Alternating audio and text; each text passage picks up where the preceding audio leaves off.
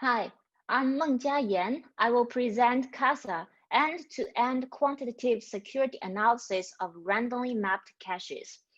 This work is published at Micro 20. This is a joint work with Thomas, Jules, Yuheng, Lillian from MIT, and Emer from MIT and NVIDIA. In the last few years, architects have acknowledged that cache-based side-channel attacks are a serious security threat because they can allow communication across applications that were semantically isolated. A promising mitigation strategy is to introduce randomizations in the mapping of the cache. The hope was that making the mapping function unpredictable and ever-changing would basically confuse the attacker. However, the security property of these randomly mapped caches are not well understood. Especially, researchers have not yet completely studied the potential of probabilistic attacks. In this work, we propose CASA to analyze the security of randomly mapped caches quantitatively and comprehensively. We see the problem of cache communication as a more generalized telecommunication problem. And we leverage the concepts from telecommunication to enable quantitative analysis. Basically, we consider the victim as a transmitter, like a radio transmitter. An attacker is tuning the receiver to listen to the signal emitted by the transmitter. We formulate the signal as a statistical representation and open the door to use existing tools from statistics and probability to do a variety of quantitative analysis. Besides, we propose an end-to-end communication paradigm to identify the essential steps to perform the communication, to perform the attack, so that we can enable comprehensive analysis. Note that we discovered that prior work ignored several of these steps in the communication paradigm. And we use all these ideas to build CASA, and we use CASA to evaluate the state-of-the-art randomly mapped caches, and we have new findings that can refute common beliefs. For example, we've discovered that communications can actually happen across epochs. Now let's start from the background. We use a simple one-way cache as an example, which consists of 4 cache lines. Generally, the attacker targets victim applications that perform secret-dependent execution. Here, this victim application performs a load to a specific address, maps to the first cache line if the secret value is 1. And the attacker will try to find an address that maps to the same cache line as the victim. An attacker will keep accessing this cache line and measure the access latency.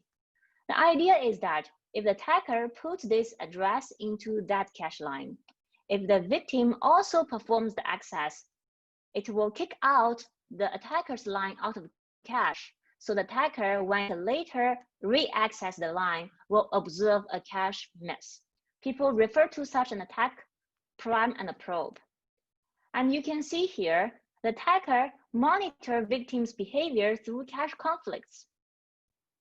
If we have a two-way cache, the attacker will need 2 addresses to monitor the cache set.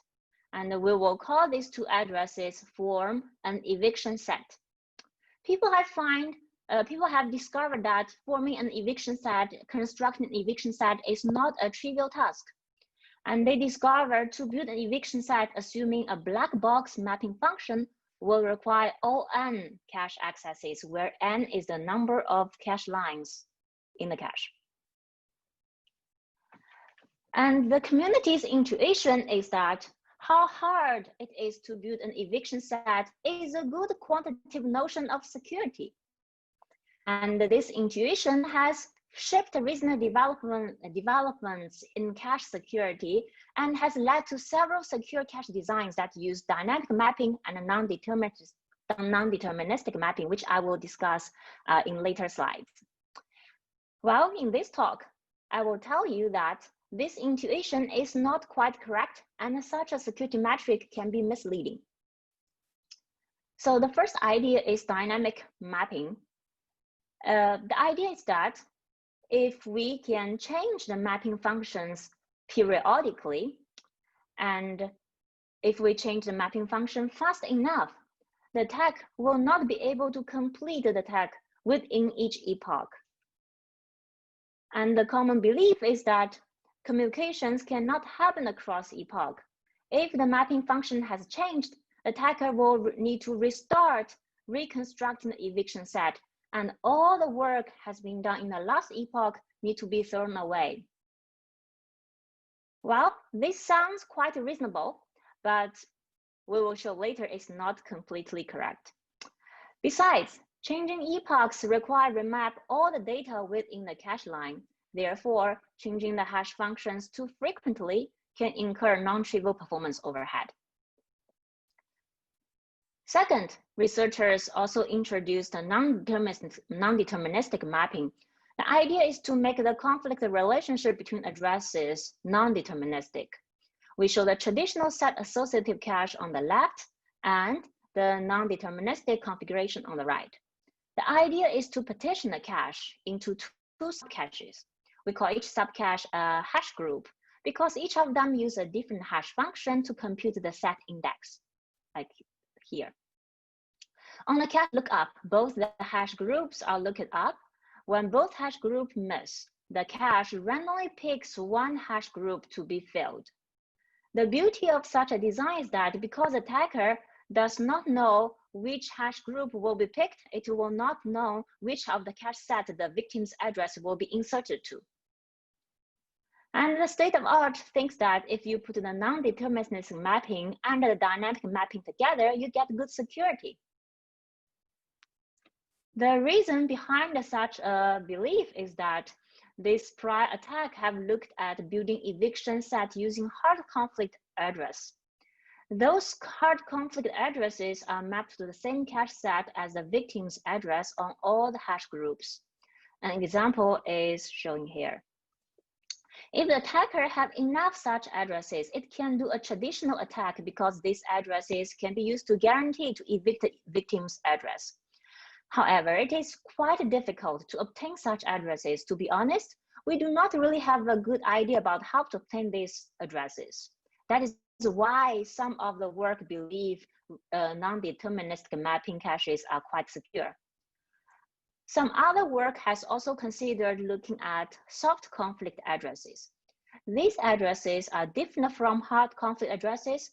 These addresses are mapped to the same cache set as the victim's address on at least one hash group.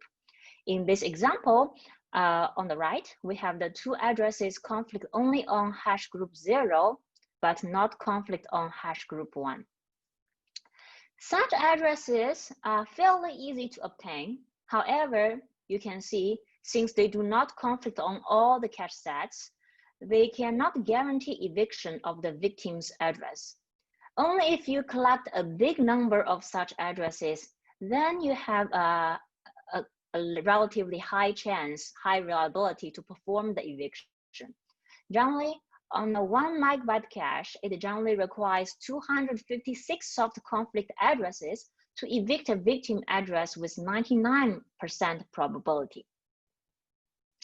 We find prior works analysis of randomly mapped caches are limited in multiple aspects.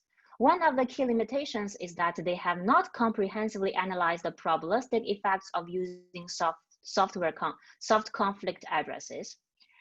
CASA addresses this limitation by making the following contributions. We first identify the end-to-end communication steps that are beyond the eviction set construction. And then we formulate the security analysis into a statistical analysis problem so that we can enable quantitative analysis.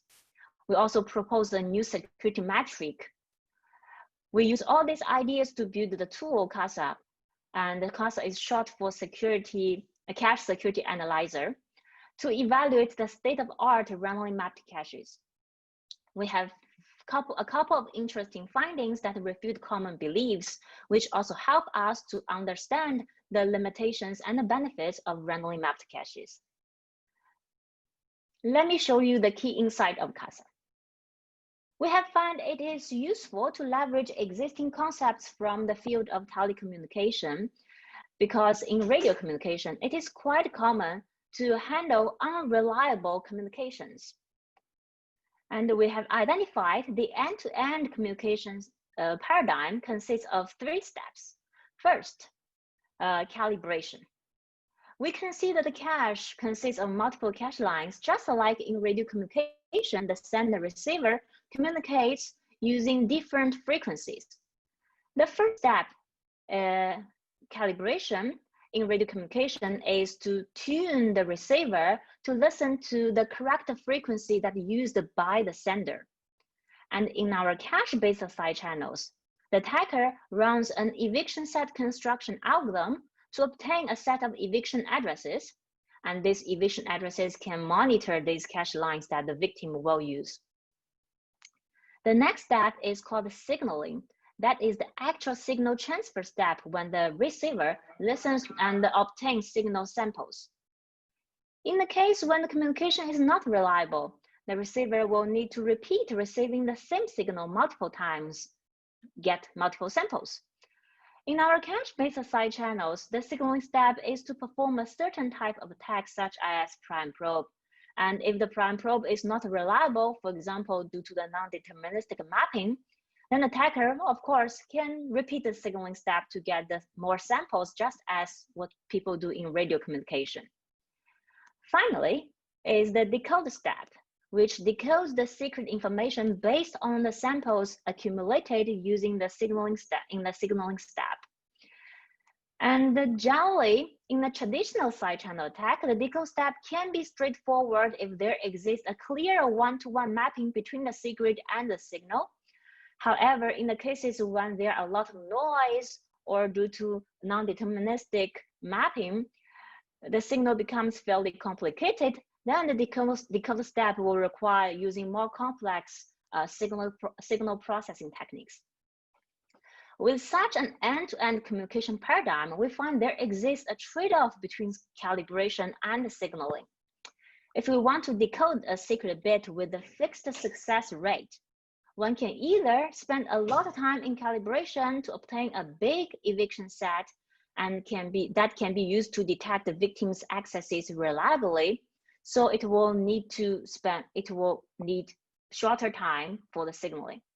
While in another case, the attacker could decide to spend only a small amount of time on calibration, which results in a smaller receiver set, so that the signal will become more noisy, less reliable. Therefore, it will require longer time for the signaling to repeat more times to get more samples to decode. Given that we have discovered the existence of the trade-off between the calibration and signaling, we find the price security metric becomes unreasonable. And we propose our new security metric, that is end-to-end communication cost in calibration and signaling to achieve 99% decode success rate. And the communication cost can be measured by the number of attackers' cache accesses, or it can also be measured using other metrics such as the number of invocations of the victim or the time spent by the attacker to obtain the secret, to decode the secret. To dig a step further, we also formulate the signal in this communication process using a statistical representation so that we can formulate the problem as a statistical analysis problem. We define the signal as a random variable x, which describes the number of misses observed by the attacker during the communication. And this random variable can be characterized using a probabilistic distribution due to the probabilistic characteristics of the cache. We have a simple example here. When the victim performs the access, the attacker may have 25% probability to observe one cache miss and 75% probability to observe nothing. And if the victim does nothing, the attacker will have 0 probability to observe any behavior. In an actual attack, the signal and the probability distribution may be more complicated. With this, we have successfully converted the problem to a statistical analysis problem because the only thing we need to answer is that how many samples are needed to distinguish these two distributions. It is a fairly standard probability problem and can be solved using various approaches in the literature. In CASA, we use the simplest textbook formula to compute the bound of the number of samples. Now, with all this, we put all this idea together to develop CASA, and CASA is organized in 3 modules as the 3 steps in the communication paradigm. Each of them models one of the 3 steps of the communication paradigm. To evaluate the security of the cache design, we use CASA to explore the trade-off between calibration and signaling to find an attack that can minimize the end-to-end communication cost. To model the calibration step, CASA uses a cache emulator to emulate the eviction set construction algorithm and output the receiver set. And we describe the receiver set using a sub-channel mapping graph, which is a comprehensive representation of all the conflict relationships between these addresses. The next module is the signaling module. In the signaling module, we use mathematical models to compute the signal given the sub-channel mapping graph. And in particular, part of the signaling step can be seen as a stochastic process so that we simulate that using a Markov chain. Once we have the signal, which follows a probability distribution, then we successfully convert this problem into a pure math problem, and we can leverage a lot of statistical analysis tools to get an upper bound of the number of samples needed by the attacker. And in this paper, for instance, we use a classic method of chain of bound. We can get the calibration cost from the calibration module from the cache emulator, and we can get the signaling cost from the decoder module because the decoder module will tell us how many samples are needed to distinguish these signals. And we add these costs together to get the end-to-end communication cost. We use CASA to obtain many interesting findings, results. And here I will just show you 2 insightful findings. The first one is that cross-epoch communication is possible and feasible. Second, spending maximum resources on calibration is not the best strategy. Recall that the common belief is if cache mapping function is changed periodically, and in every epoch, all the work done by an attacker from the last epoch would not be reused for another epoch, for the next epoch. We consider dynamic mapping, and we will consider attacks tackling work on dynamic mapped cache as follows. In each epoch, the attacker will spend part of the epoch to craft a receiver set, correspond to the white box here, and then perform several signal transfers to accumulate some samples, correspond to the yellow box here. When the epoch is changed, the older receiver set cannot be used anymore, and the attacker needs to restart calibration again. People used to believe that no information can be accumulated across different epochs. However, we observed a signal invariant property. That is, different receiver sets crafted with the same calibration algorithm in different epochs correspond to similar signals. And as a result, signal samples from different epochs can be used to decode the same secret bit. Here, we show an experimental result of attacking RSA square and multiply function. We reconstruct the eviction set in different epoch, and we plot the signal for, that is the probability of the attacker observing at least 1 misses for the receiver set in each epoch when the victim performs a square and performs a multiply operation. Note that each dot here and each cross here represents a different receiver set. We can clearly see that the probabilities stay quite stable over different epochs. That is the signal invariant phenomena I just described. As a result, we can use CASA to compute a global distribution for the signal independently of the epoch and accumulate signal samples over various epochs to perform the decoding of the same secret bit. It is strong evidence that dynamic remapping does not work as effectively as what we used to believe. To further demonstrate that cross-epoch communication is feasible, we perform decode across epochs.